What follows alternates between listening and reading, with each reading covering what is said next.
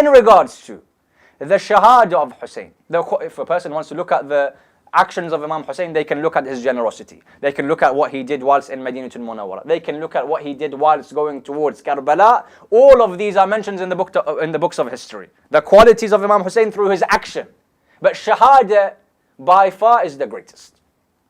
Of the things that he has given, this shahada was the greatest. And often I quote here, when it comes to look at the philosophy of this sacrifice, I quote here one of the examples that one of the ulama had given to understand the sacrifice of Husayn alayhi salam. Because someone who doesn't believe in this person as an imam, or he doesn't take Allah subhanahu wa ta'ala as Lord of the worlds, may read this story and take something else from his mind. For example, he reads that the followers of Ahlul Bayt believe that an imam is aware of when he's going to die.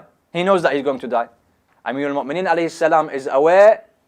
His daughter Kulthum says, why are you going then to the masjid? He says, La mafar min qada'illah. There's no running away from that which has been destined by Allah subhanahu wa ta'ala. In the same way, Imam Husayn knows that he's going to be killed in Karbala. He knows that Allah subhanahu wa ta'ala, inna Allah yara, أو يشاء أن يراك قتيلا. Allah wishes for you to be killed, and He wishes for your women to be made captive. He knows this. Someone reads that he knows that this is going to take place. Why then does he go to that place? Isn't this him going towards his own destruction? Someone may think of this. The answer is very beautiful to understand this sacrifice. The example that is given is that two people are walking. They're walking in the field, speaking to one another. Next to them is a train track that goes through the countryside.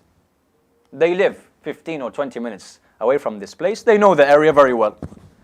As they're walking, they get to a part where this train track goes across a bridge. And underneath there is water. There's a very large drop. As they're walking, they get to the bridge. They notice that half of this bridge has been broken. Half of this track has broken. So what's going to happen? They know that 20 minutes away, there's a train. It comes every single day, for example, at 2 p.m. It passes this place at 2 p.m. every single day. It's 1:40. And I know that when this train will get here, the driver will not be aware that this track has broken, the bridge has broken, and an accident will take place, and every single person in that train will die. I know it. The fall that will take place, every single one will die. So what do? They start walking backwards. Let's go back and find this train. Let's find this driver. They walk back to try and meet the train midway. They see the train, for example, is a few hundred meters away. One of them says to the other, there's a few options we have. Either as this driver is going, I wave to him. I throw, for example, a pebble on his window. Stop, stop, stop. He's not going to stop. Or I stand in front of this train.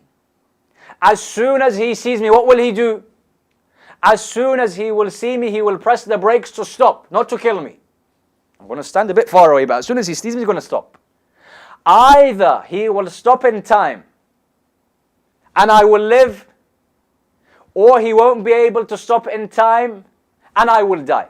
If the second happens, you run towards the driver and tell him that this person hasn't committed suicide. Rather, he has protected all of the 200 people in the train from dying and going towards their death. In the same way, Imam Husayn alayhi salam says, I realized that Banu Umayyah and Yazid had broken this track that was the track of Islam, that was the path to Allah subhanahu wa ta'ala. I go to Karbala. When I go to Karbala to speak against injustice, to speak against in support of human values, I may be killed. If I am killed, it is the job, that second person, it was the job of that second person to go and tell the driver this person has not committed suicide. He has saved all of the people in this train. In the same way, he says, it was the job of Zainab al-Kubra. Tell the people, Husayn has not committed suicide. Husayn's sacrifice has saved the iman of every single believer till the day of Qiyamah.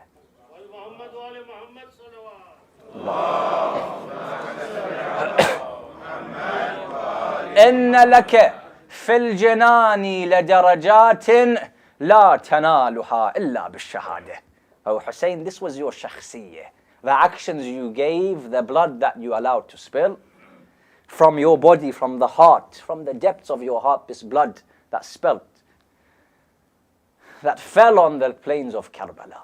These were the actions that you gave. The Prophet of Islam says there are certain things that he was given in akhirah, solely for this shahada. What type of flame is Husayn alayhi salam? What type of flame and candle?